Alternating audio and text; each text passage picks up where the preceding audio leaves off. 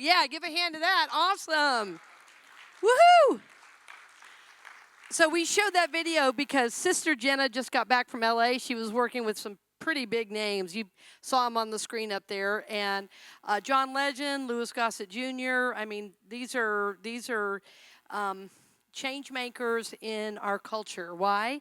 Because they affect so many people. So Sister Jenna was there as part of the Love One Another movement, and several people who were here early got one of these buttons, and at the end we're going to be up here and we're going to take our picture and be a part of that. That video is going to be showing this weekend at the AMA, American Music Awards. So, yeah, so that is awesome. There are people all around our country and around the world that are joining in this idea to love one another. We want to lift each other up. We want to support one another in love and just see what's possible for us. Amen? So we are glad you're here. Welcome to CCU Orlando. My name is Reverend Cynthia Alice Anderson. I'm the senior minister and spiritual leader. So we're proud and honored to be able to host tonight because our speaker tonight is not only a spiritual leader, she is a woman of great fun, beautiful energy, and not only loving presence, peaceful presence, but there's a strong and gentle command of spirit there too that I really honor and acknowledge. So please help me welcome Sister Jenna. Thank you.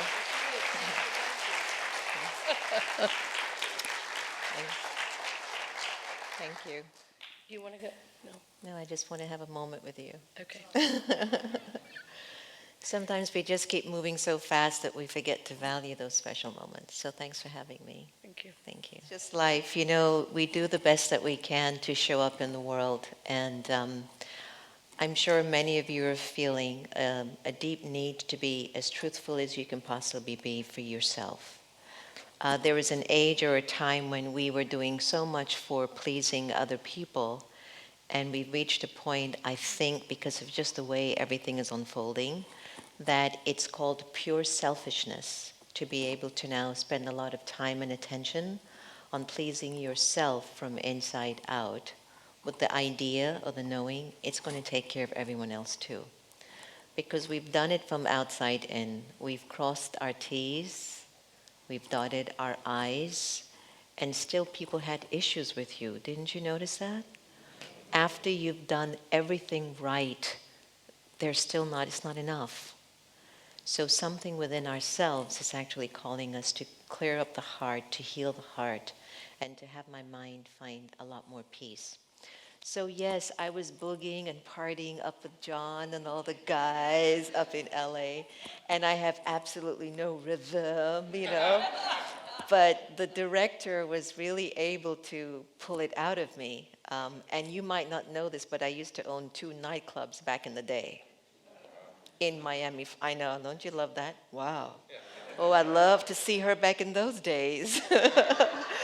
So it's funny because I used to love dancing and all of that in my early 20s, and it was so weird, I had to be on the stage, and they had all of us, different folks, in different intervals of filming, whether it was with Sugar Ray or Dionne Warwick or Lou or Michael Beckwith, whoever it was. They would then call you up. So I was up there, and then the director would yell, "All right, move, act like you love one another." And I'm like, okay, I think I do. And so what happened is, as they turned up the music, I was like, I just let go. Like, yeah, love, work it. So then I was just like, yeah, I felt good. And then the director kept saying, okay, cut, no. It got me started. And so it was really just a wonderful day of love, and I'd really like to invite everyone to look out for it. It's going to be in collaboration with Ken Kurgan. I don't know if you've ever heard of Ken. Ken was the visionary and writer for We the World, remember that? And remember how large that had become, where we are the world, we are the children. So Ken's next vision now is to establish Hands Across America, where we all stand hand in hand, loving one another and coming together to help preserve our planet. So in April, we're going to be really launching out more of the story of how do we hold hands and really begin to find a way to create harmony and healing. So please look out for it and let them know that you heard about it first here at the church, right? See, so you can go to church, they could be hanging. I know church is changing because we're changing. And I'm not always very convinced that because I have everything accessible to me now, that I don't need community. I don't think I'm going to ever believe that. I think it's great that I have a cell phone that makes me feel like the world is my oyster.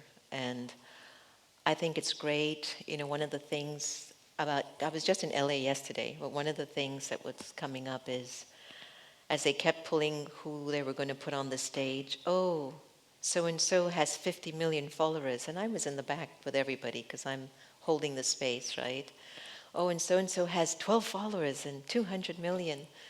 And I was saying, wow, that's just the culture that we're in, that we almost believe that if we don't have a lot of followers, maybe nobody likes me. And I know a lot of people, but I don't have a lot of followers. That's not my interest. I am behind the scenes empowering a lot of people who seem to have a lot of followers, which I'm glad about that they are able to do that. But I think one of the most important things is to be in connection with somebody real, not virtual. Like to say hello to someone real time and not virtual. By the way, if you have your cell phone, tell them you're at Facebook at Church of Christ, Church of Unity, okay? Yeah, like check in with your Facebook and let them know. Because what's happening is that on one side, we're living in a culture where there is an influence that we feel that if the world knows where we are, who we're with, what we're doing, it's a sense of recognition or importance. And again, I'm there and they're going, oh, so-and-so has this amount of million followers, or you wouldn't be there. I'm there because of my trust in people's and my integrity and the value that I have the fortune of sharing with the lives of so many for 30 years. So I'm there for a real reason. I'm not saying having 30 million isn't, but I'm there because of my integrity and my love for people.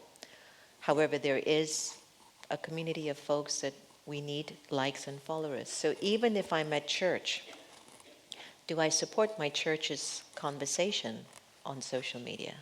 I was sitting here and I was watching, you can check us out on Instagram, you can check us out on Facebook. So do I sometimes just send a message about, I took this from church today?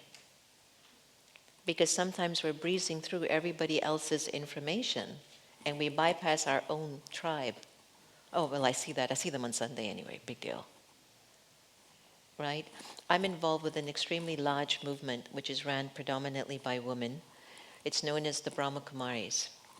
And we are now over 1 million volunteers in 120 countries. And we have 9,000 branches where those volunteers are sustained and in service to humanity. And sometimes we're the last ones to support what our own organization is doing. But we'll support everyone else. So there's a saying in our culture, in Indian culture, that those who live by the Ganges don't appreciate it as those who visit the Ganges. You're visiting the Ganges tonight, aren't you? Yeah, you're visiting the Ganges tonight. So our discussion for today, and maybe what I'd like to do is to set the tone with us. Make sure you're sitting where you want to be sitting, and next to who you feel you really want to be sitting next to. No offense to anyone. I want you to feel as comfortable as you possibly can. I don't give lectures. I don't talk at people. I really like to be I like to be with folks. I'm a with you. I am for you, so you are with me. Do you hear that? I am for you, so you are with me. And so no one here is alone. So if I can ask you to hold a minute of silence, close your eyes. And in your silence, I'd like you to send the person sitting next to you, whether it's someone to your left or to your right, may I ask you to send them your blessings and wish them to be well in life, to wish them financial abundance, health, trusting in beautiful relationships. Can you wish them a positive mind?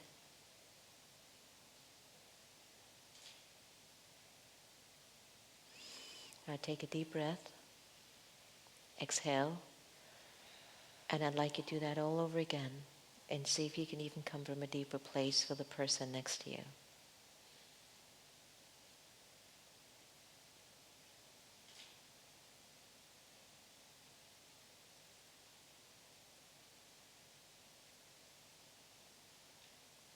Take a deep breath, exhale,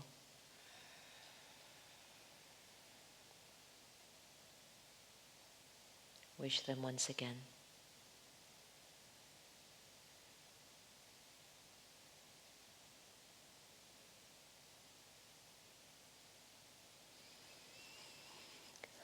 Observe how it makes you feel to be a well-wisher.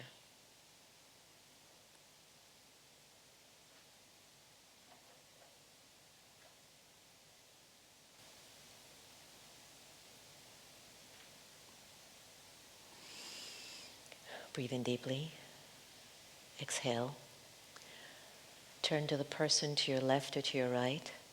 Look at them as if they were brand new to you. Look at them as if they're only 3 months old. How do you look at somebody who's just 3 months old to you? There's no judgment, there's sweetness, there's kindness, there's innocence, there's purity. And that's how the divine looks at us every day. The divine isn't concerned about the quote-unquote so-called mistakes I've made. The divine isn't concerned about our regrets that we're walking around with. The divine isn't concerned about the unfulfilled expectations that we're still walking with. The divine only wants to see us as if we were just 3 months old. You just look at each other with that vision ever so often. Look at your husbands, look at your wives, look at your partners. Look at your children like that at least once or twice a week, and you will diffuse all the negative things you have done to each other. It'll get less. And you just start to feel like it's not that important anymore to focus on what's not working with our marriage or the relationship or with our children. But maybe we'll start to focus on what is working between us. Make sense? All right. You feeling okay? Doing good? I'm going to enter into my throne. Wait, let me show you how to sit on the throne. I'm actually remembering Cleopatra. All right. Everyone's always Cleopatra. Nobody wants to be the other person, right? All right. So we are here to really talk about our soul process and what are we going through on a day-to-day basis? What's going on with your thoughts more importantly than anything else? You can look at your relationships. There are 4 areas, and feel free to take notes or record this. There are 4 areas that are really essential for you to outline that is important to you. 1, how does your mind work? Are you somebody that can make a negative situation into something positive? Or are you someone that makes a positive situation into something negative? Santosh, who's my wonderful, wonderful brother and partner in service and most amazing person in my life, once he traveled to Wisconsin or Minneapolis, I think. He had just come in from India, and he did not know much of the American way. And I was studying a concept called drama. And the concept of drama was about, what if I've come with my script already written out for me?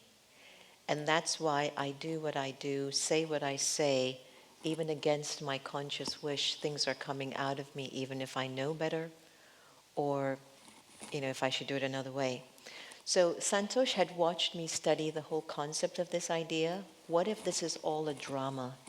And you and me are all actors, and we were born with a preordained script.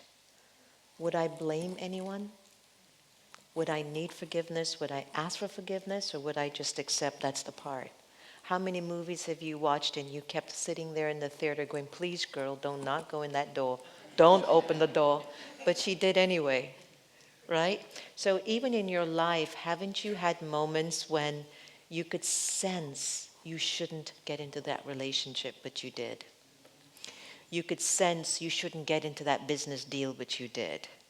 You sense you shouldn't go there, but you did. Drama. So Santosh is coming back from Minneapolis or somewhere, and he happened to have bumped into one of these stores. And the store had these keychains for sale. And he says, oh my gosh, this is perfect for Sister Jenna. Oh, I'm going to buy her this keychain. So when he came to see me in Washington, he goes, I have a gift for you. You're going to love it. I go, what is it? Here, I got you. You're a drama queen. So he thought he had no idea what a drama queen meant. And of course, when I got it, I had to self-check because I was going to become a drama queen in front of him, like, excuse me? And then I had to explain to him, do you know what a drama queen is? Yeah, somebody who likes to study drama. I go, mm-mm. So what if everything that we're going through, we're just supposed to?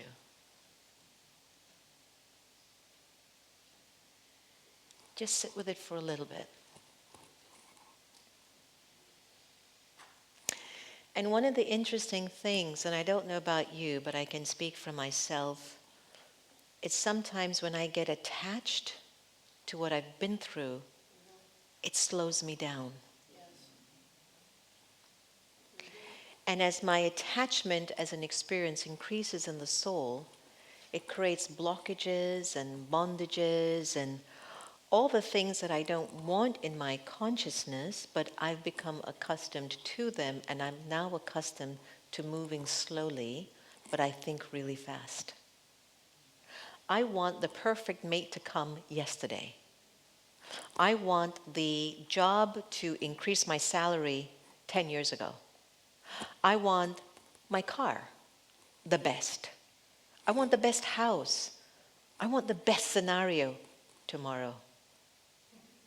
But we look back 5, 10, 20, 30 years and we ask, what's wrong? I haven't done anything to anyone. Why isn't it coming for me? Why is it up against me? Why haven't I got it? I've been a good person. I'm suspecting that one of the reasons why the energy hasn't been coming full force as much as we wish it to come, there are bondages. There are blockages in my energetic level as a soul. And so if I have bondage and blockage in my mind, in relationships, this is the second one, in my finance, that's the third one, or in my health, mind, relationships, finance, and health. If there are blockages in these four core areas, I will be maybe a very big dreamer, but I'm still not able to implement the thoughts into action. Because that energy within my recording is holding me back. I just don't know it because I don't know if I'm strong enough to face it. I might be so caught up on the hurt. I drink water, it comes out. I eat food, it comes out. But where does hurt exit us? How does hurt come out of the heart once it gets in? How many of you have been hurt in the past? How many of you have given hurt? Where has it been lodged? Even when I was inflicting hurt on you, wasn't I hurt when I was doing it? And when you inflict hurt on me and I received it and owned it, where is it? And a lot of us tend to walk around in our lives carrying the infliction of hurt from someone and forgetting the infliction that I did to another person, the hurt that I gave to another person. And that's, I feel we're not healing fast enough. Okay? So let's take a look at, what can be one of the process of healing and try to understand. So when we think about why we need to go into the practice of inner peace, is if we want to move our stories forward, the workings of the soul has to be quite clear.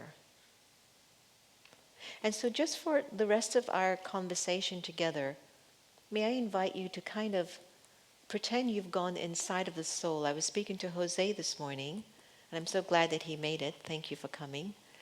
That imagine you're now inside of the soul, which is the energy behind your eyes.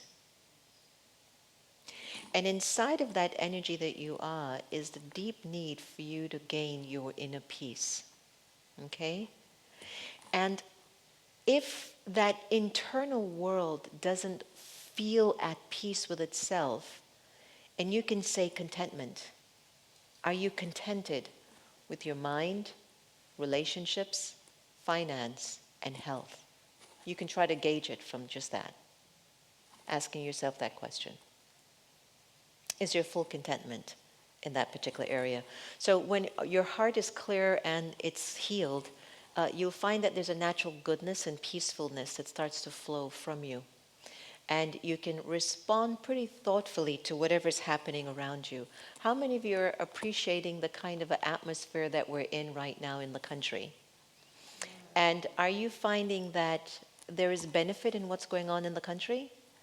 Because the benefit that I'm seeing is that there is a lot of negative energy being spilled out, but now we are beginning to raise our vibrations to say, that's not who I am. So before we were just going one day at a time, and now we're like, no, I can't do one day at a time. I have to optimize my energy.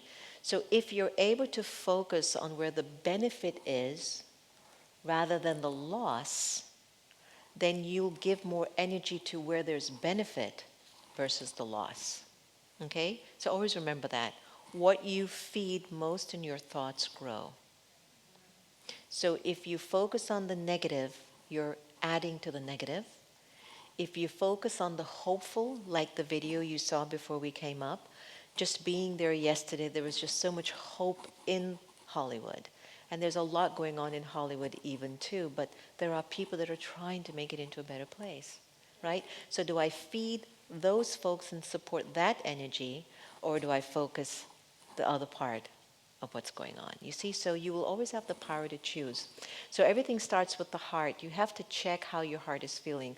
The heart can take in sorrow, happiness, love, or it can harbor feelings. And these feelings will shape your attitude and your vision and awareness. As are your thoughts, so will be your world. Right? So it has a lot to do with the way you feel about yourself and the way that you feel about others. So as we move on, we have to find ways in how we can heal the words that people have told us that didn't feel right, the thoughts that we have had about people that didn't feel right. Remember those two. The words and the things that people told us that didn't feel right. But also the thoughts and the feelings that I had about other people that didn't feel right to my peace when I was feeling and thinking that way about you. So I have a beautiful story about this wonderful lady. You know, in Indian culture, whenever you get married, you don't marry just the guy or the girl, you marry the whole family. The whole family comes into the house after marriage, right? I know you love it, right? And what had happened was this young lady kept cooking and taking care of her husband's mother. And her husband's mother tended to have her own personality, and she wasn't having all that sweetness with her new daughter-in-law. She wanted to see her real colors. Anyway, nothing her daughter-in-law did was good. And she went to a guru and she told the guru, I don't know what's happening. My mother-in-law is so cruel. She's the nastiest woman I've ever met. How could I have ended up with this karma? I do everything for her. I do everything right for her. And she gives me nothing in return. And the guru asked, Have you had any bad thoughts about her? She says, oh, every day I can't stand her.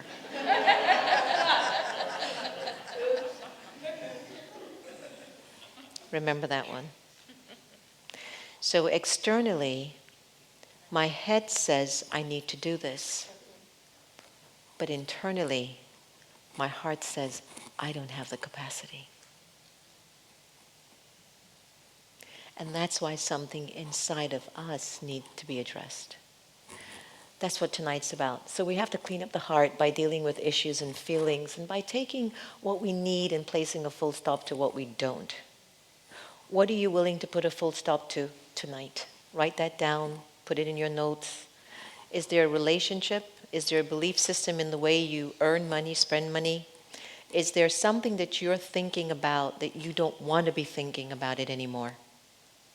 Put a full stop to it. Not a question mark, not an exclamation mark. I'm done. This sentence is over. Dot. See how you feel as soon as you do it. So your aim is to become free from attachment and to remain highly aware of the times that we're in. Now, there are blockages, barriers, burdens, and bondages that we are having to deal with. As much as I've told you to put a dot, what happens after that?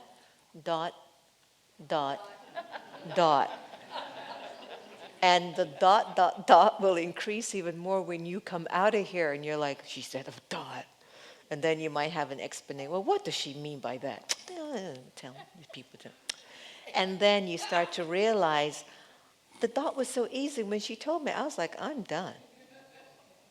Then she kept talking, and then I was like, one more dot. One more dot. Get it? So I would say to you that the blockages, barriers, burdens, and bondages is responsible for me to not stay true to my dot. The blockages, barriers, and burdens and bondages are actually my dot, dot, dot. They are energies that I have been feeding in my personality and in the consciousness for a long time. And the irony about these is that everybody's walking around with the same vibration. You'll go to a friend and you'll go, how are you? Oh my God, don't even ask. Or you'll turn on the news. What's going on again? Impeachment? Did they get him yet? Did they get him yet? Or you'll call a friend and you just call to say hi, or maybe you call the recipe, and then they'll say, did you hear what happened to Sue? And before you know it, you're caught up talking about Sue, who you actually liked.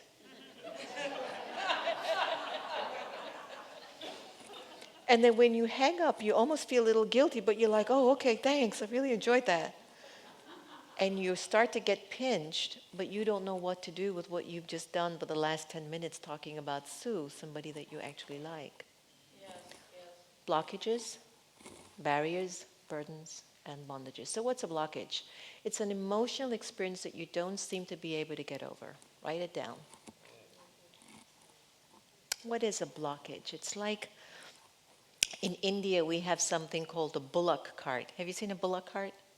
So it's a little donkey and he has this cart, and God forbid if it gets into that one-lane highway in the little village and it just gets stuck right there and you're like behind the bullock cart. Burp, burp, burp, burp. The donkey's like, blow all you want, I'm not moving. So it's like a block. It's like it just holds you, right?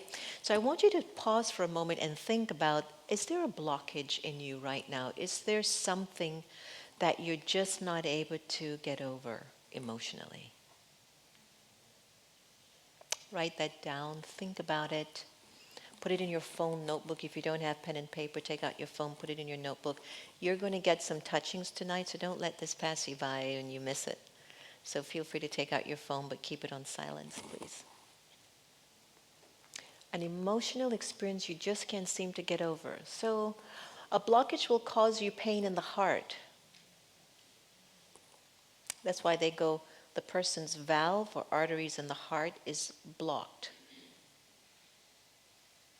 Emotions over a long period of time have blocked my love for you. So a blockage causes pain in the heart, and the blockage comes because of your nature and patterns of your personality, underlying patterns of your personality. And a blockage is an emotional experience that you just can't seem to get over, but perhaps you're not able to forgive someone Anyone here finding it hard to forgive?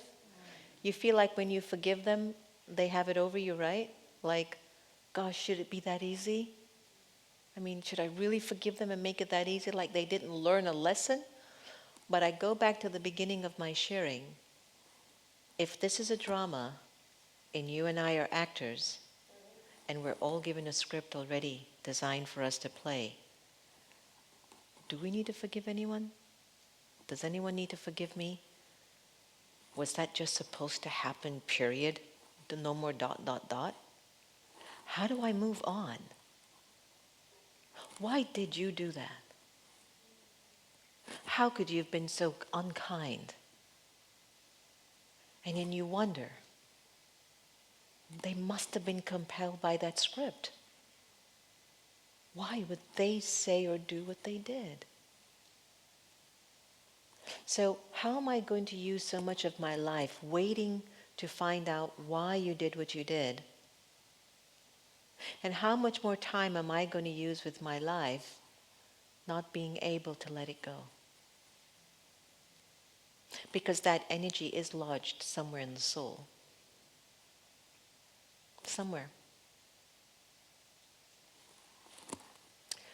So often the reason for a blockage is that there's some sort of a karmic account. And when you look at the word karmic account in the teachings, it's that a karmic account means we've had a lot of exchange together, but somehow the motive or my intention was mixed. Maybe I thought that my exchange with you is that I would have gotten what I wanted, and I was more focused on getting what I want from you versus what was going to be of benefit to you.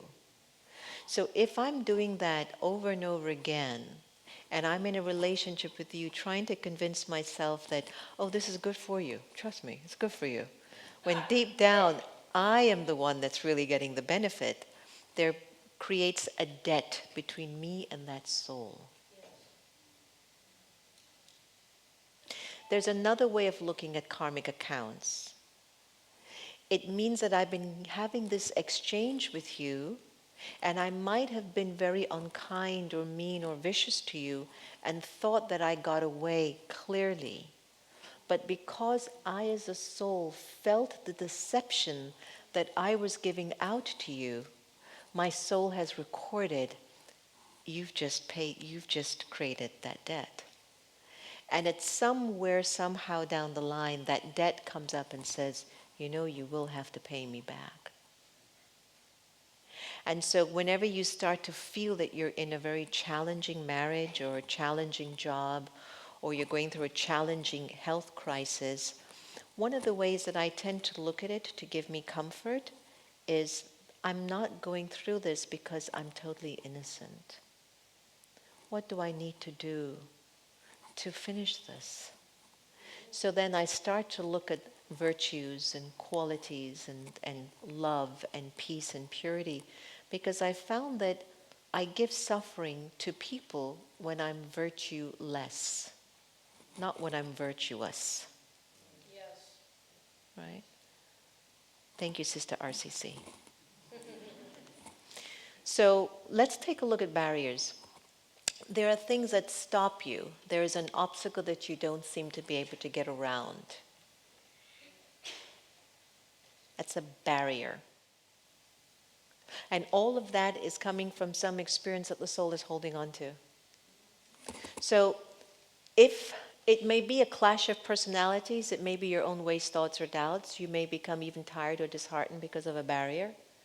You tend to lose hope in yourself at such a time, even though you have support. Even though you have the support of the one above, you still feel like you have no support. A barrier. Interesting, right? You say you love God, and your faith is there for God, and yet you're still bothered by, "Oh, I just can't believe he spoke to me like that." So my intellect says I have God, I know God's got my back, but my heart is carrying too many wounds that I'm still not able to use the power of that pure energy to accept what you said to me wasn't pleasant, but I don't really have time for you. I've got something more that I got to do with my life than to stay here. I've known somebody for many decades, and this is a person who had played a very important role in my life in my 20s. And this person was extremely unkind to me. And they made it very clear that they had power and I didn't. And they also made it very clear to disempower me to tell a broader group of individuals things that they thought I was about. And I remembered when I was going through that, at one point it hit my self-respect and self-worth.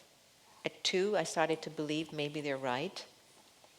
But then 3, when I kept going to God, and I call God, for me, I call God Baba, because it makes me feel egoless when I go to God and say Baba. So you might hear me just say, I went to Baba and I just said, is it true everything that she's saying about me? And Baba just says, don't listen to that. There's nothing true about what you're hearing. What's true about you is that you're good and you are loved. And I remembered hearing those thoughts. And I remember the divine Baba saying, I need you to keep doing 2 things. Do not speak anything wasteful about that person, and your good will never go to waste. That was the signal I got from Baba. So, when you think about barriers, and you might say you have support of the one, but you still feel you have no support, that's your intellect speaking. That's like your head speaking. And your heart is saying, I don't believe I have the support.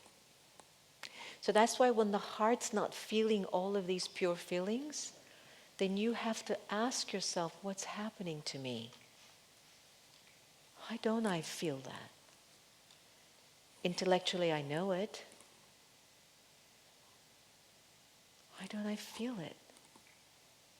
That's why we have to do the real work. If we're going to really live fully and do the soul process work so that we can be healed and live from inner peace, we need to look at these things inside. So when we look at a burden, you feel a burden when you have the persistent thought that you have to do something, that something is your responsibility, but a lot of time is wasted in thoughts of the many things you still feel you have to do.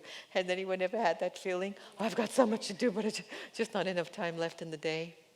So again, look at it. What is a burden? It's when you have a persistent thought that you've got to do something. And a lot of time is being wasted in thoughts of the many things you feel you have to do, and yet you're not doing it. So then what you're creating is, you're creating more of a burden, right? So have you ever been in a situation and you've heard yourself go, God, I'm so late, I'm so late? Have you ever done that? You're driving in the car, you go, I'm late, I'm late. How many times you're going to tell your own soul that you're late? The soul gets it. You're late, girl. You just need to say it once. And the soul gets it.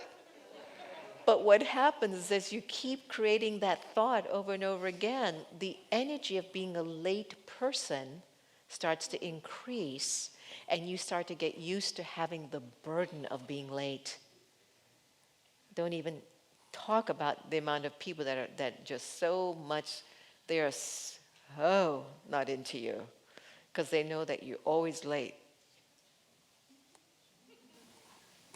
There's karma there when you got people waiting on you, right? Because when people are waiting on you, they're thinking about you.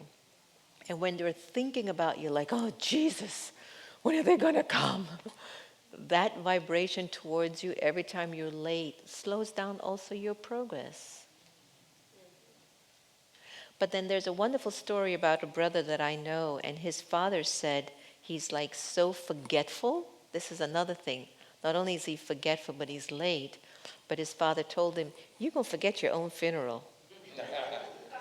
Because he has created the karma of forgetting so much that his father would actually look at him and just say, boy, I don't know what to do with you, but I'm pretty sure you're going to forget to even attend your own funeral.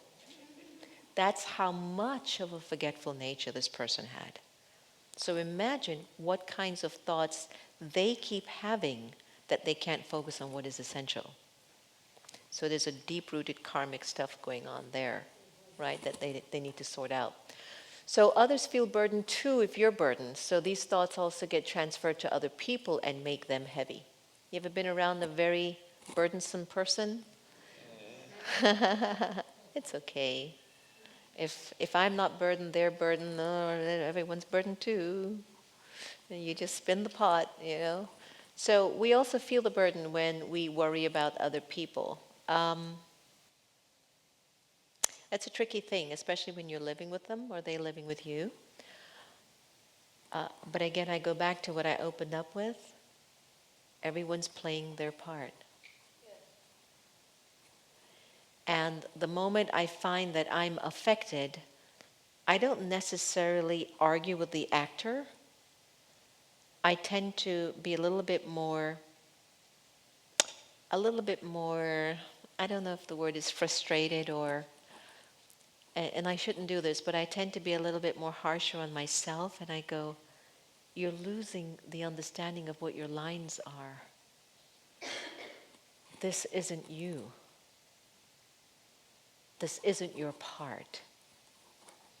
Even though I know in every movie the protagonist helps to move the movie forward, but I want my movie to be one in which I make love move us forward, humor move us forward, peace moving us forward, purity moving us forward. With a little bit of adventure, it won't hurt.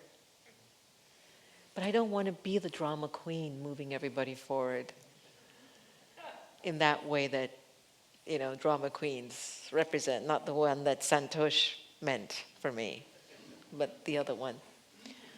So others who feel burdened about your energy, you kind of wonder, if I'm burdened and I want to get out of being burdened, and if that's spreading in the atmosphere with other people, how do I get out of that? Because now everybody in the house is feeling the same thing I'm going through. That's why the soul process is so important. That we need to acknowledge that I don't want to put a burden on my family by having these thoughts. So where do I step in and find my courage because of my love and say, I don't want to do this to my family anymore. I don't want to do this to my job. I don't want to do this to my church. One of the most important things, we were somewhere the other day, and when we went in, the person was speaking unkind things about the organization and about their company. And I said, why would they do that? In order for you to make your corporation or your company grow, you're going to have to talk about what we can do together to make it better versus what someone did wrong. Did you see this one? Did you see that one? And what happens, you create a tribe of waste thoughts and waste energy in your church, in your family, in your city, in your house, in your workplace.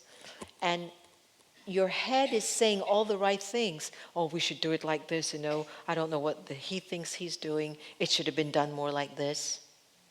And what you're not recognizing, but you just sat in the lunchroom talking crap about the manager for half an hour. How can you, that's so counterproductive. You either want the company to grow or not. It's a choice. So one of the things where we are, we run 2 meditation museums in Washington, and last year we did how many programs? 320? Last year, between the 2 museums. You can't do 300 programs a year with a staff of people who gossip or talk bad about each other. So I'm clever though, I'll tell you the secret. Keep everybody so busy they ain't got no time to gossip.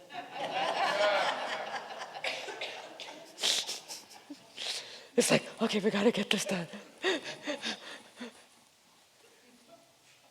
They say the idle mind is the work of the guy with the red fork and the red hot suit and kind of hanging out in that hot place, right? So if I don't feel, listen to this, if I don't feel that I'm using my life with purpose and fullness, then the energy in the soul starts to go more towards waste. And that's why it is important that you find your groove of purpose, what I also call service. Whatever it is, do service. Help another person rise. Help your congregation rise. Find out what's needed, not what's broken.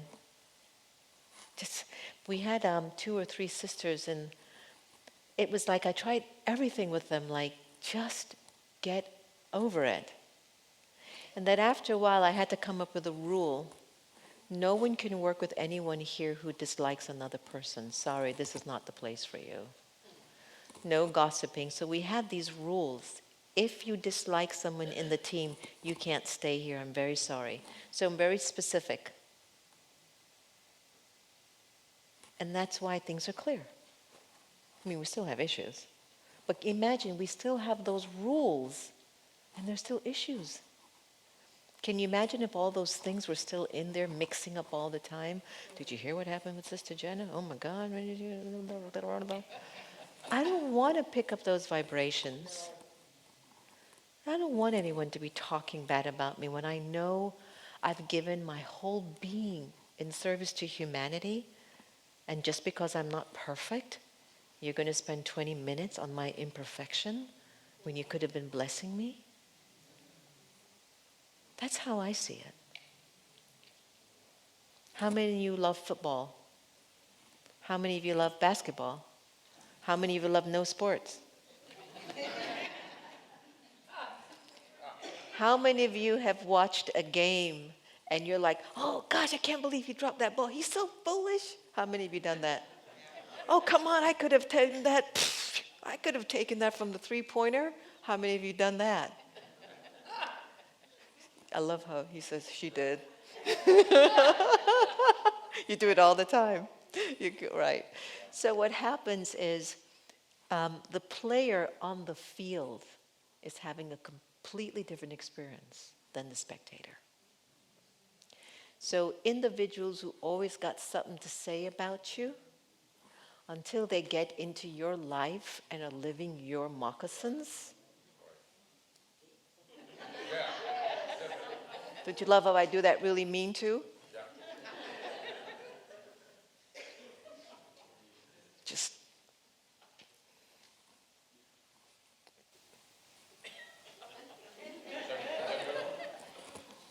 so, a bondage. It's the reason for bondages, underline this because this is so big, is desire. Oh my goodness, right? Or I would say, oh my Baba. My desires are creating my bondage? Yep. Live in the world and have these relationships but do not have bondages. So what's it like to live a life without a desire? A desire is different than a vision. You want to breathe that in for a little? Yeah. A desire is different than a vision. A desire comes from something that's lacking. I'm not fulfilled. There's a lack in my personality. There's an attachment to an unfulfilled expectation. A desire are thoughts that are just so sure that is your next call, that's your next destination, and things will just start to line up. It'll just start to come into place. And something in your spirit will automatically start to serve it. However small it is, you'll just serve it little by little. So what the vision does, ready? The vision will always feel like it's pulling you up. But what the desire does, it's like it's trying to kick you down. Got it? Just check those two emotions inside. You'll feel it. Like something's pulling me back. But the vision is just like, I just want to free you. I just want you to fly. Because you've got this. You've got all the qualifications. I've been watching you for decades. You know how to do this. But if you have a desire, the desire will not allow you to let the vision get fulfilled. It'll hold you back. So you have to know the two, okay? Check out the two because they're really important.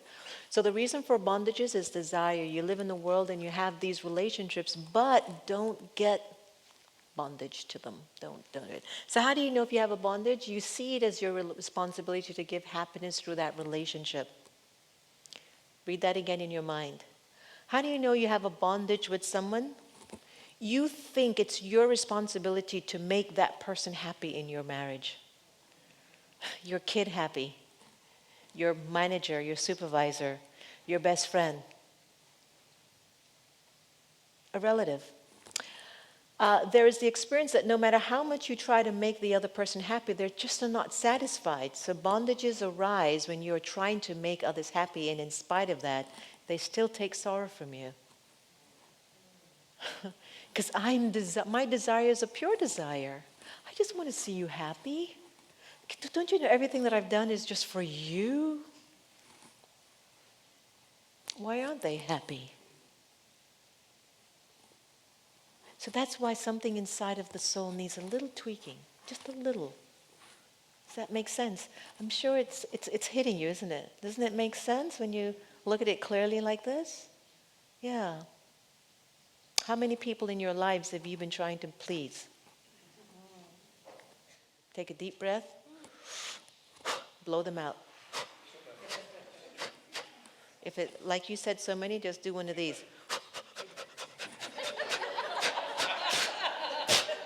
Just do one of those. There you go. Do one of those. Right, Isha? Like, spit them out. But don't spit on the carpet, please. You love Sister RCC, don't spit on the carpet. All right, so again, it's a desire. Even when you think the desire, sometimes we get confused and we say, but I have a good desire for you. Don't forget, your desire is different than a vision. Yes, yes. So when you try to disengage with sometimes folks, if there is some bondage, you will feel sorrow when you try to disengage. So think about that. When you feel you're about to release this person from your consciousness emotionally, you feel like you're giving up on the marriage, the partnership, the child, the job. Have you ever felt that? I have. I felt like, no, I can still try a little on this, can I? So when you disengage, if you're still feeling sorrow, that's when you know there is still, you see, that bondage still there. It's not supposed to be of sorrow. You're supposed to know in your heart, me releasing you emotionally is the best thing I can do for us. Yes. That's the vision pulling you, not the desire. So when one of you leaves, there is sorrow and tears. What you want is to be able to stabilize the self and not take sorrow. So when you're thinking about how do I do this, how do I emotionally let go of this relationship that I've been trying for 10 years, it's not worked. And if you look back at some of your relationships, you might see that you've been through different stages with them. You've said, I haven't said anything to them. And then 5 years later, you decide, I'm going to say something. And then you might have decided, I'm going to give them their space because maybe that's what they want. And then you realize they're hanging themselves with the space when you thought they were going to make themselves better with the space. In other words, you look back and you go, I've tried so many things. What's not, well? And then you start to realize, maybe it's not my job to do this. And maybe it's my job to find a place within myself that my head and my heart needs to be at peace with me. Maybe. Food for thought? Let me see a big smile on everyone's face. Come on. You knew what you were signing up for when you came tonight. You knew this wasn't going to be all John Legend. Love one another. I can assure you, the minute you clear up a lot of this stuff, then it's like you start to feel like what it really means to live more. It's not like you're being held back, but it's like you're being thrusted forward. You can feel it because you're letting go of a lot of mental debris that you just don't want anymore, right? So you're ready for your inner peace, so go deep within, have the deep realization that you want to be free from any bondage in the world. Sometimes bondage don't allow us to go deeper. So why don't we take a moment to pause for a little bit right there? How's that? And Dave, could you play me the Letting Go video if that's available? I think this would be a great time to do that. So right before you play it though, Dave, one of the things we've just covered some really, I would say some very simple and pure content, helpful content for ourselves. One of the meditations, the meditation that I'm going to play here, and I might play it twice, it depends on how we're feeling. The fact that we're so attached to our stories, it has increased our bondages, right? And so what if I were to just let go of the attachment to my name and gender and religion and ideas? Will I be able to feel me again, even if it's just for 2 seconds or 5 seconds? So with this meditation, I invite you to just pause for a little bit, sit up straight, take a little moment, breathe in, deep breath in and out. And let's go into a little meditation for a bit.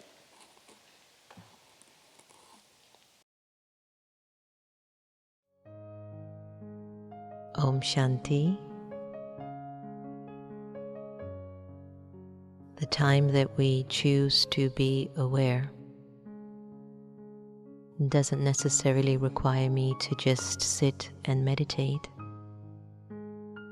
But even while I walk and move around, I can be in a meditative awareness, which is awareness of the soul, the original, eternal, imperishable being of light. For a little while, I'd like to invite you to be present, to be here, and to be now.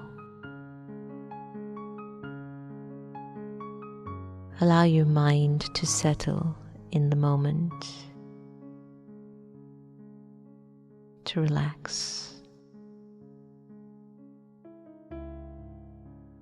This meditation is about awareness. It's about becoming aware of your original and eternal self. It's about connecting to your truth.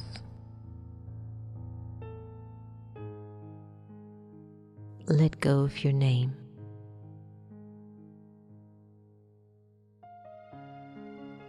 And observe yourself feeling nameless.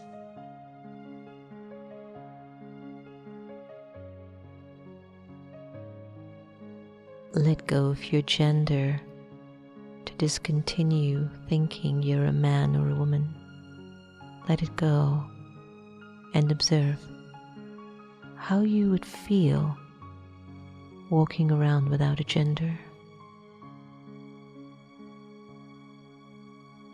Let go of the role that you play and let go of the titles that you own.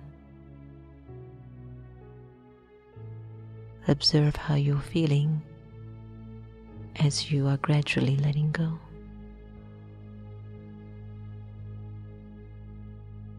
Let go of your religion and put it aside just for now.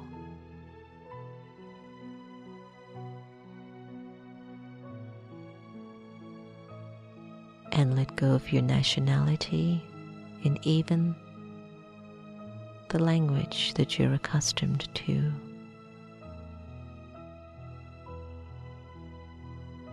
Imagine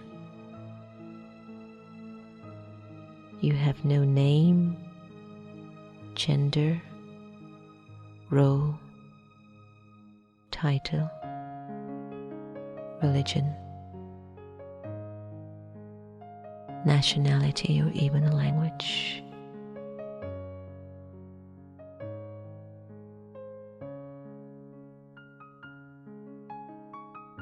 Ask yourself, how do you feel at the this moment.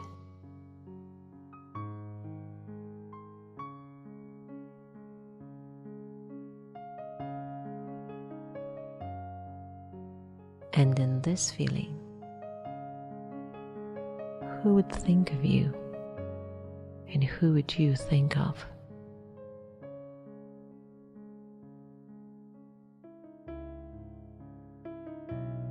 The Supreme Soul would think of you, and you, the liberated soul, would think of the Supreme. In this state of absolute freedom, I am truly who I am. A free, peaceful, pure, immortal, and eternal soul.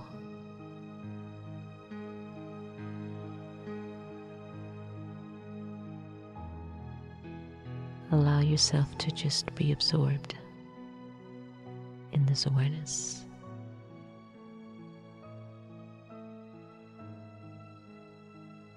At this time.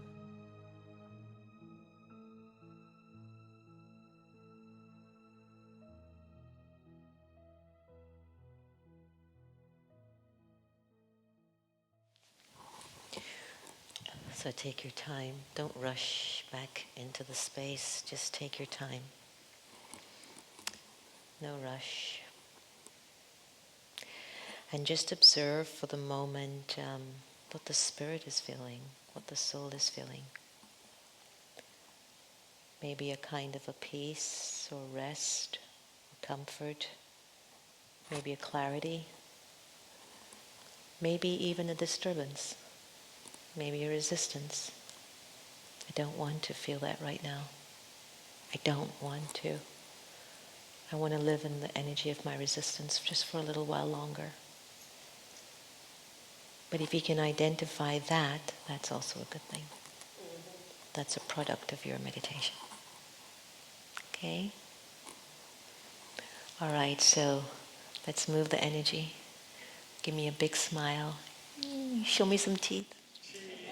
Yeah. Turn to the person next to them, show them your teeth. And the other person hopefully didn't just have some spinach. Like,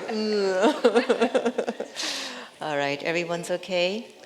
Does anyone have any thoughts or questions that's kind of on your mind that you'd like to throw out to the room?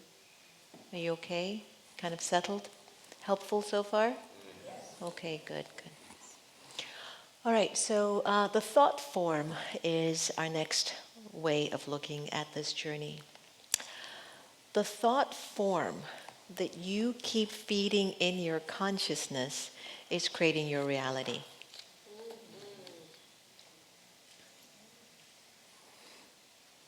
My wonderful brother over there says, "Oh, how young are you? Were you about in your 40s?"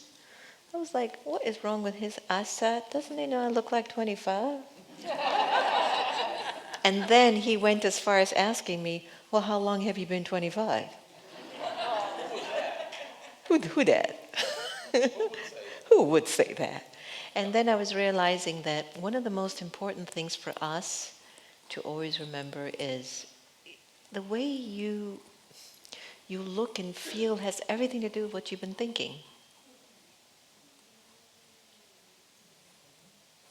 That's it.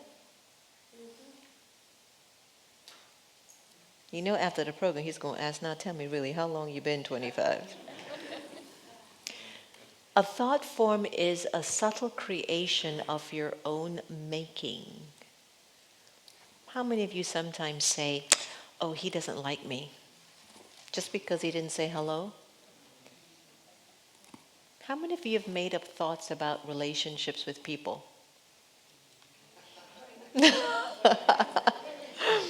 I know, so that's a subtle thought form. Or I like this one. This is the one that I love. I just have a gut feeling. And then there's another one that we might say, I'm intuitive.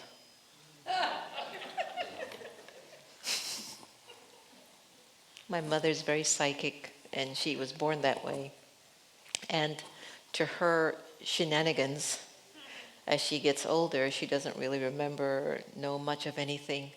So sometimes she always looks at you with this look of suspicion. I used to be, but not sure. What are you up to? Nothing, I just finished having breakfast. So sometimes we create thoughts and start to believe in them, and they sometimes are not to our advantage. So what if you have it in for me? Now what is that supposed to do for me? Think about it. Do you have it in for you is the question. Thought form. So a thought form is a subtle creation of your own making, often the result of an experience or repeated experiences that caused us to take sorrow or to become afraid or anxious. It is constructed of the subtle materials of beliefs, opinions, and feelings. It may take the form of a person or place, but it is our internal rendering of that person or emotional blockage. It's not really the person or the experience itself. How many thoughts are you believing in that are just not real? But you psychic. But I'm intuitive. I have a gut feeling about this one. Or are you making it real because you keep thinking about it? Oh, you want to take a picture of that? Sorry. Got it? All right.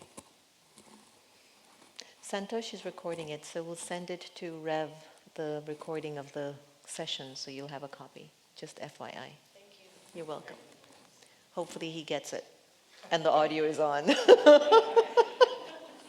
So we created the thought form. A thought form is our internal rendering of a person or emotional blockage, etc. It's not the person or the experience itself.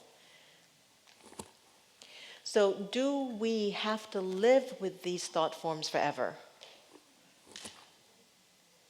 No, anything we make with the thoughts we can unmake. Believe it? Okay. Just for a moment, 30 seconds, is there a thought that you've been having that you're ready to unmake tonight? Just do it right now. Mentally write it down. Say to yourself, exactly. Just unmake it. First, you might feel a resistance. Then the other thing is like, I don't believe it. But the third thing is you might be like, but I don't have a choice. I've got to unmake this thought. It hasn't done me any good for 30 years. Duh. All right. So when your heart is healed, it is naturally filled with love and light. Always remember that. So your own experiments are going to be really important for you to undergo. And your first step in healing the heart and mind is recognition. Do you recognize that you're ready to make a change? Do you recognize that you're ready to heal your heart? Are you ready to remove the hurt from within the heart? So you're going to have to unmake the way you've been thinking about your situation. Unthink that way you've been thinking. Are you ready for that? You recognize that I think I could be a better version. I think there's room for improvement. I'm not bad, but I think I can improve. I'm not the worst version of me. Maybe I don't like exactly certain things that I'm doing, but I'm not so bad. Now let me just unmake this thing. My wife isn't so bad. My husband's not so bad.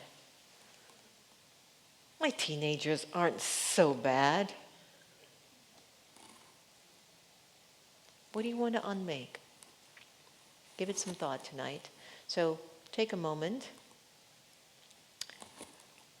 Think about that. What's sitting in your heart? Write it down. Take some mental notes. What's sitting inside of you? Your potential? your capacity to soar, your vision, your dreams. How do you show up for humanity? How do you help humanity? What's sitting in your heart? Or is, I can't believe they gave him that, or this one, or that one. It should have been me, not them. Why is this happening? Oh, I wish it wasn't like this. What's sitting in your heart?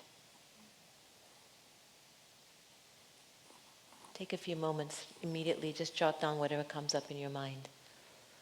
Whatever it is. It'll pop up right now. God, I wish they would change.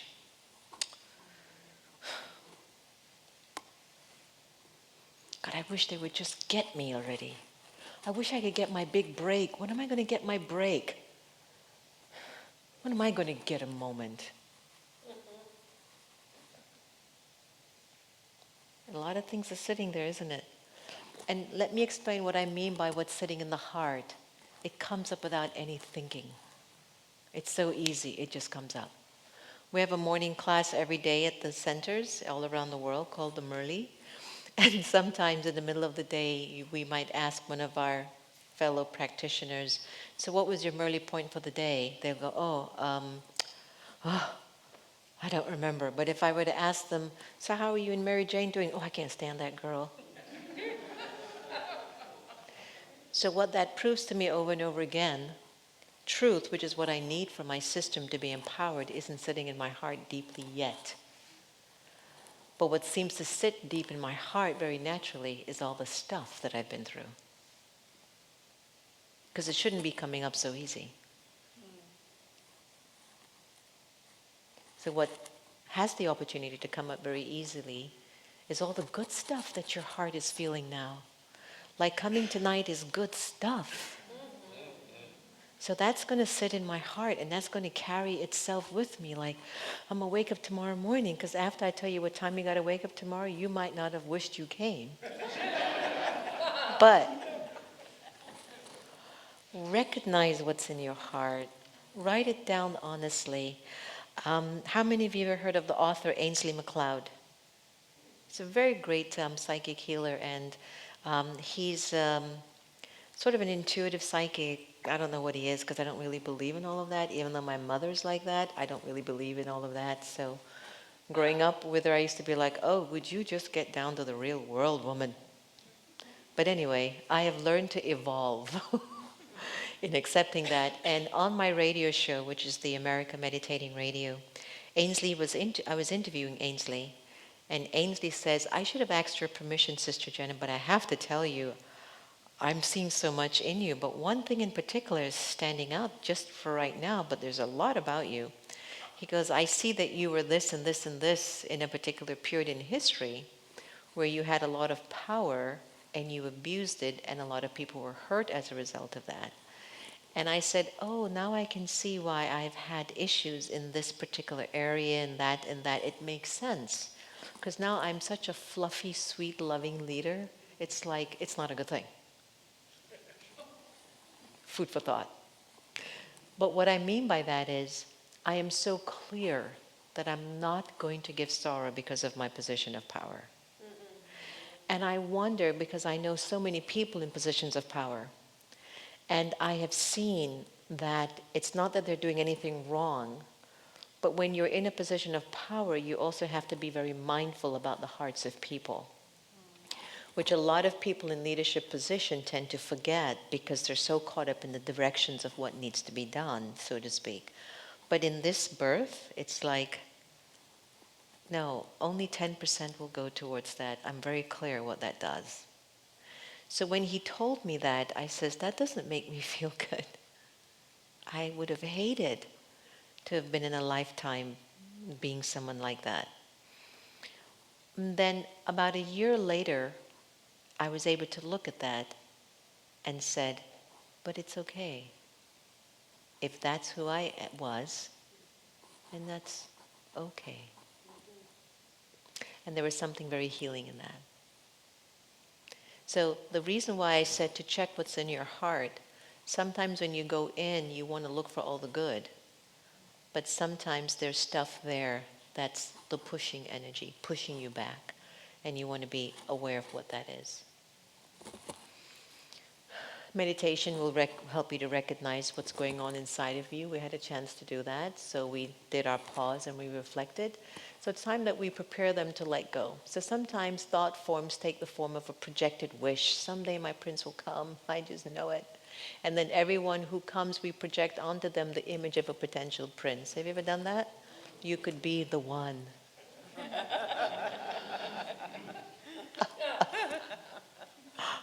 Dove could be the one. And so it's interesting that we tend to project what we feel, what we want onto other people, when the only thing the guy said was, hey. It's just like, what? You know? Why does your hello seem so deep? So, will we feel unneeded, or sometimes we have created a thought form of someone who depends on us? If we let that thought form go, will we feel useless or unneeded? Think about it. Go back one more. Sometimes we project our ideas or what we expect from somebody onto a person, or, sorry, go ahead, take a picture. Got it? Will you feel unneeded? And why? Why?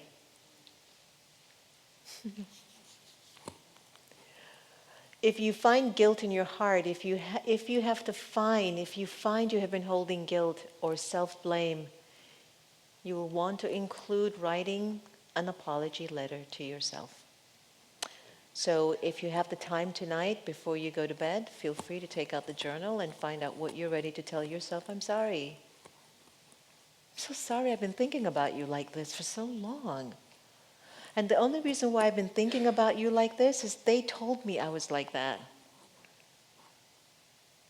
So that's with the kind of a letter you have to talk to yourself and say, I don't believe I'm that anymore. I can feel my vision is trying to pull me, but my desire gets in the way. You've got to write a letter of an apology to yourself and address it to you with your address, put a stamp on it. When it comes to you a week later and you open that letter and you read it, you will get why it's so important to apologize to you. Don't worry about anybody else right now. You, right? You don't have anything to be sorry about. All right, so if you find blame in your heart, you may want to include a complete forgiveness of the other. So what is a complete forgiveness? Head and heart have to really mean it. I'm sorry. That was hard. So the heart wasn't there. Then you try again. This is how I've learned to get over my situations with people. One, if they show up in my mind first, I'll send them a blessing from my mind. Two, if I happen to have to work with them or see them, I check the way that I feel when they show up in front of me. And there are a few things that happen. Let's say you just pass by my cubicle or something. That extra breath is something's up. Second thing is you feel your chest compressing. Another thing is that you don't feel benevolent to that person, even if you're smiling. Hey, John. Oh, good morning. And you can feel it's not genuine. So even though you're smiling at him, your heart isn't, so it's not serving you. Now the problem with that pattern is your ego and your attachment will record. I've been so nice to him and look at how he still treats me. Because the mental head level says, I've done everything right. I smiled every time he came in the office. Every time. But you never told yourself, but my heart didn't smile at you. So just give me some more time, because I want to. Because to smile at you generally from my heart is to smile back at myself. And that's why this open, honest dialogue with the self is so important. Okay? All right, we're gonna. Understanding the thought forms and how they function is important. So the letter to your thought form, you can start it like this. You can take a picture of this. Greeting so-and-so, greeting beautiful spirit, greeting troublemaker, greeting, oh my God, drama queen, greetings. Greetings and acknowledgement that it is there. Explain the comfort, consolation that you see, was trying to give. Thank it for whatever it is. So you're talking to the thought form in your letter. Okay? So there is a thought form or a pattern or a way that you've been thinking, and you're trying to write that letter to that thought form to say, I got you. I see what you've been up to. It's okay. I get it. Thank you. You've been with me for 40 years. Thanks. It's so sweet. Love you. I have to tell you, though, I have gotten a new partner. It's just been great with you. You were so much fun. So you have to talk to yourself like this, because if you do it with a resistance or hatred, it'll stay longer with you. So you don't want to use your energy like that. The reason why we don't want to hate the thoughts or dislike what we've been through is that that energy stays longer because we haven't been doing the work as much. At least not as much as we want to.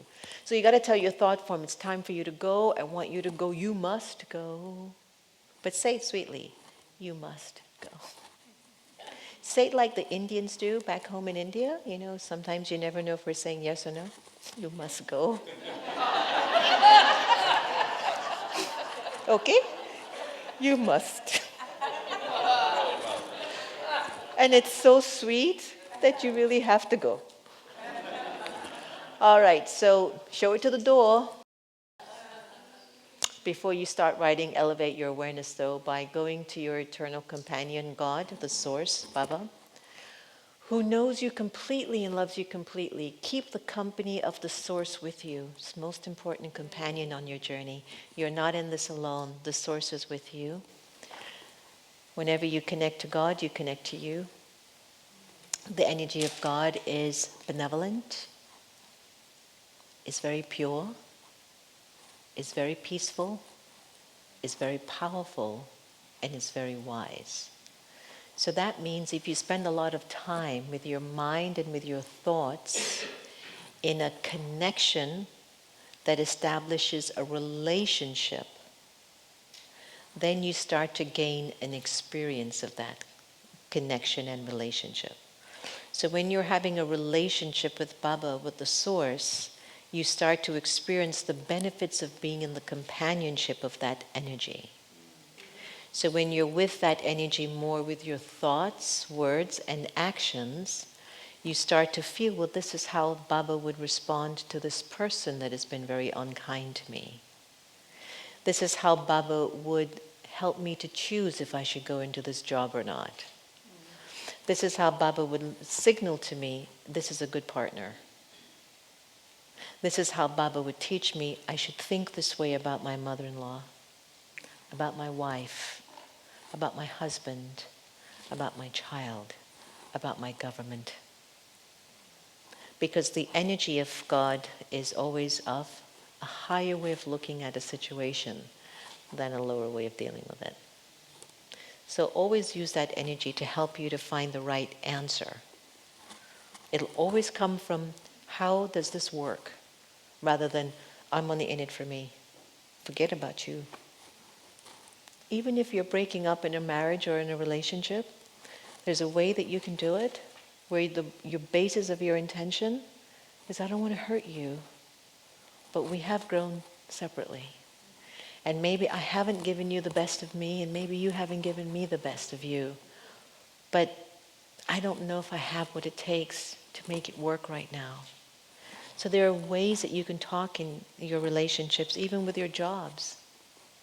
That sometimes it's not that the job isn't good, it's just that either it has outgrown you or you've outgrown it. And so you have to look at it in that insight, like at that higher level of seeing, maybe it's just tired of me. Maybe it's just tired of me. When I got my call in the 20s, my early 20s, and nightclubs, luxury cars. How many cars did I have then? I had the Mercedes, the Jaguar, and the BMW, right? In my parking garage. Beautiful condo overlooking the ocean. I'm only 21, 22, 23. Um, no problems. Clubs are doing great. Two of them, one in South Beach, the one in Key Biscayne. Big deal for me was to get out of the car with the top name brand clothes. You know, I had to look good. You know, when I opened that door, I'd be like, hello. And when the bouncers would get me, and I would be like, it's my club, right? And I saw how much that served me for whatever it was worth back then. And it was important. But when I got my download of God's light and power and love, it was like chickpeas compared to what I was getting from that source. And what I felt I had in those days was a lot for a young girl. But what I was receiving from Baba couldn't compare. So you never know when you start to think outside of your comfort zones, or what you think you're in control of, or what's working for you is a lot. There might be much more waiting for you. So just be open to the energy of light. Right? Okay. I think that's it. And I think we're done. Oh, did you learn anything at all? Sure? All right. So maintain your inner peace and travel lightly. And I love you all very much. And thank you for this wonderful time together.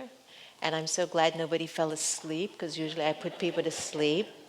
They say my voice has that impact on you. And I go, well, they're all awake. All right, work it. So anything that's pressing on your heart and your mind that anyone would like to share? Was there something that was like your aha moment, like, wow, you felt a move, you felt a shift? Anyone would like to share very briefly? The desire and the vision. Desire and a vision. Yeah. Check the two. Good, good. And if nothing touched you, it doesn't matter. I'm fine with that too, really. And unmaking that thought. Unmake that thought. Unmake that thought that, yes, yes. Just try to remember that you can unmake a thought. Exactly. Brother? Well, I just got the sense of just trying to slow down your life a little bit. We're all in the fast lane. We're all trying to get more things done. We're working with both hands and multitasking, and just life is flying by. I just said, wow, where'd November go? And so you just bring a calming. I wish I could speak like you. Love that. I used to be very, very hyper. And yeah, and I think that what happened was the experience of Baba definitely started to put my inner world in order, so I wasn't always all over. And then the second thing was my life of discipline. Like I wake up every morning, 3:30, 4 o'clock in the morning. I try not to hurt our little pets and animals in my diet. Every hour and the hour I pause for a moment of silence for 30 seconds or 60 seconds. It's been a very important call for me to keep showing up with the best of intentions. I want to give more than I take from folks. And I think that doing that for a week or a month or 5 years or 10 years, it eventually, it plants you deeply into God's energy, into Baba's vibrations. Now remember this. This might be my closing remark, and I'll take some more thoughts later. Plant what you want to have grow, but bury what you don't. So sometimes what happens is that we bury the good things and we want them to grow when we should have planted it. And you have to give that some thought. Am I burying what I should plant? And am I planting what I should have buried? So that has everything to do with the way that you're seeing your relationships, mind, body, wealth, and health. I just wanted to ask if you could say something about your download, spiritual download from Baba. Right. So my spiritual download from Baba happened when I was about 24. I was on a motorcycle. We were going 95 miles an hour. I was dating the son of a prime minister, and I was having a ball, and all of a sudden this light emerged as if it's saying, I'm calling you. Aren't you coming? I was like, stop that. Oh my God, just focus. And then in the evening, the light came back again, very gentle, very gentle. And it was like this, it was like vibrating. Aren't you coming? Like, I need you. And it's like the energy was just saying, it was very peaceful, very warm, very pure. And it was as if it's just saying, I just need hands. I need clear intellects. I need good hearts. I just need a few. And it just shifted everything in me, as if all that I was doing, as valuable as I thought it was, this seemed so much bigger, even though I had no idea of how it was going to play out. So I went to India for 1 month, and I'm sitting in the global meeting that took place in Mount Abu. And I was so scared. It was like I just knew I was going to meet this Baba energy. I just knew I was going to meet this God energy. I didn't know how, in what shape, form, or size. I just felt it in my being.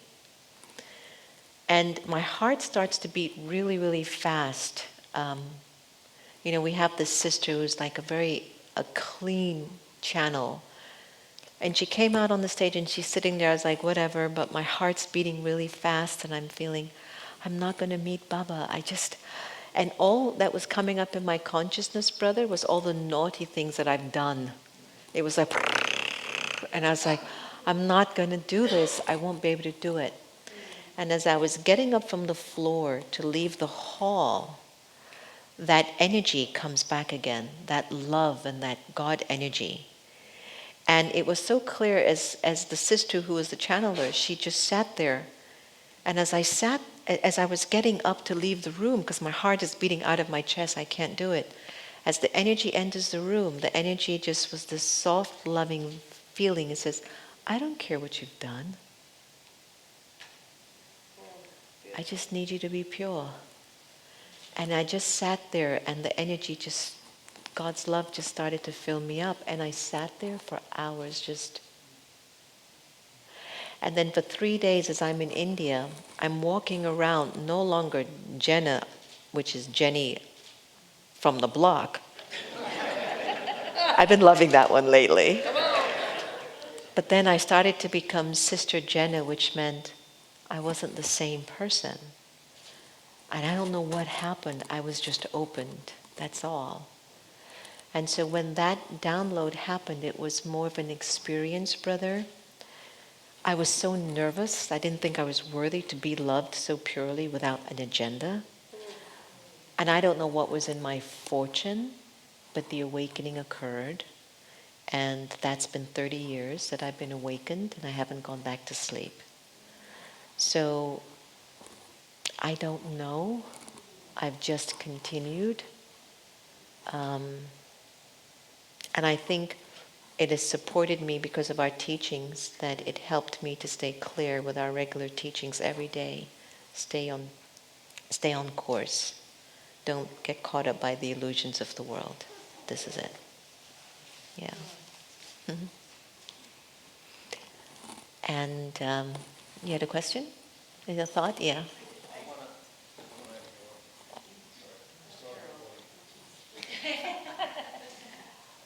I am wondering if you believe there's a difference between an apology and forgiveness. That's a great point. It depends. If the apology or the forgiveness is to the self, I would say that the apology needs to take place before the forgiveness can occur. Because the apology is to say, I am now cognizant of what I have thought about myself or done to myself, and I'm now willing to give forward your permission to be free. So I would look at it more from that perspective. And you might have to write letters of apology to yourself more than once a year, because we're messing up all the time. Anybody else? It's, I see a lot of the heart center. Is the soul reside in the heart or in the head? Okay. So the soul is a sentient energy, and when it's pure, it basically is an unlimited expression of heart, which we would define as love, empathy, compassion, kindness, generosity, thoughtfulness, mindfulness, care. So that's when you know that the soul is coming from a heart place, right? So it means your soul, you're not using a lot of thoughts to hurt the soul from being itself, which is sentient. And when you hurt the soul, you tend to come more from an egoistic place, a negative place, wasteful, negativity, burden, bondages, barriers. Remember those, right? So when you're not coming from that place, the soul is all heart. So it's not an organ, it's an expression of a feeling. So we just use the word heart because it connects us intellectually to believe this means love or care or kindness. Okay? All right, so we'll close off because I don't want it to make it a late night. I can see Sister RCC is getting up to get to her move. I just wanted to add one other thing. You talk about apologies. I learned a long time ago in a relationship that you just can't apologize. You have to apologize with sincerity. Yeah, yeah. And I had it written down for me. Yes. So you just can't, I'm sorry. But yeah, won't do it. Yeah. Just say I'm sorry, but it doesn't mean anything. Yeah, I don't do well when somebody does something and just says sorry very instantly, but more than that, when I observe that they keep making the same mistakes. So I'm not really, and it's not for me to receive your sorry. It's really for you to receive your sorry, to be very honest with you. But I'll tell you a recent story. It was last year, and my mother has been going through an interesting stage as she matures. And she did something again that is just very sometimes challenging for me to keep up with. And I had not been quite kind, and I was not virtuous at all. And she said to me, "Why are you being so mean to me? You owe me an apology." And at that moment, instantly from my heart, I says, "I cannot apologize. I wouldn't mean it." And I went into the car, and for the 20 minutes that I had to drive to get to my next destination, I was so upset with me hurting me by not being truthful to me. So I had to sort that out first. And once I was able to accept that you can't keep doing this to you, and you've got to find a way to get a hold of this, and not let yourself keep creating this vibration in you. Then, when I apologized to my mother, I had meant it. Because I was so certain I wasn't going to keep creating that pattern. Yes. So when you do choose to say sorry to somebody, please do that work first. Because you have to accept your apology to you first, not them. Namaskar. Om Let's Shanti. thank Sister Jenna. Thank you. Yeah. Thank you. Thank you. Thank you. Thank you. Thanks. Thank you for having me. Thank you. And we acknowledge our AV team in the back, Dave and Shannon back there doing